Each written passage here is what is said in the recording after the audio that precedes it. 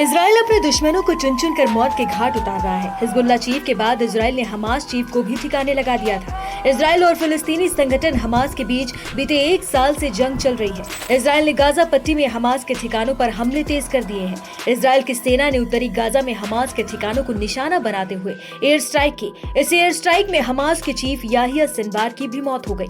आपको याद होगा कि 28 सितंबर को इजराइल के हवाई हमलों में हिजबुल्लाह चीफ हसन नसरल्लाह की मौत हो गई थी। पिछले साल से चल रही इस जंग में इजराइल की ओर से भीषण हमले और एयर स्ट्राइक किए गए, जिसमें हजारों लोगों की मौत हुई। इजराइल की सेना ने हमले के कुछ समय बाद ही हसन नसरल्लाह की मौत का दावा किया था, लेकिन हसन नसरल्लाह की मौत के बाद हिजबुल्लाह में तनावपूर्ण का माहौल बन गया।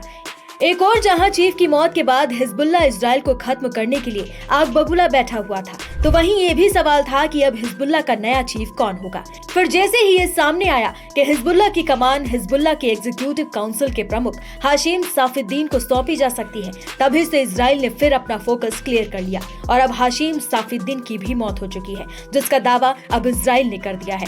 इजरायली सेना का कहना है कि बेरूत में 3 हफ्ते पहले हवाई हमले में सैफुद्दीन को मार गिराया गया था, लेकिन इजराइल के इस बयान पर हिजबुल्लाह ने अभी तक कोई प्रतिक्रिया नहीं दी है। बता दें कि नसरल्लाह के रिश्तेदार सैफुद्दीन को हिजबुल्लाह की जिहाद काउंसिल ने नियुक्त किया था। वो हिजबुल्लाह के वित्तीय और प्रशासनिक मामलों की देखरेख कर रहा था।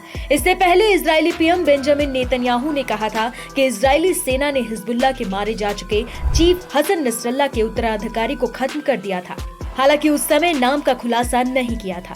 मिडिल ईस्ट में तनाव तेजी से बढ़ रहा है। एक्सपर्ट्स का मानना है कि ये हमले इजराइल और लेबनान के बीच जारी तनाव और गहरा हो सकता है, क्योंकि पहले से ही दक्षिणी लेबनान में इजरायली हमलों के कारण हालात गंभीर बने हुए हैं। आईडीएफ ने यह दावा किया है कि अब तक दक्षिणी लेबनान में चल रहे जमीनी अभियानों के दौरान 400 से अधिक हिजबुल्लाह ऑपरेटिवों को मार गिराया है। अब गुस्साए इजराइल का बदला कब पूरा होगा, ये तो वक्त ही बताएगा।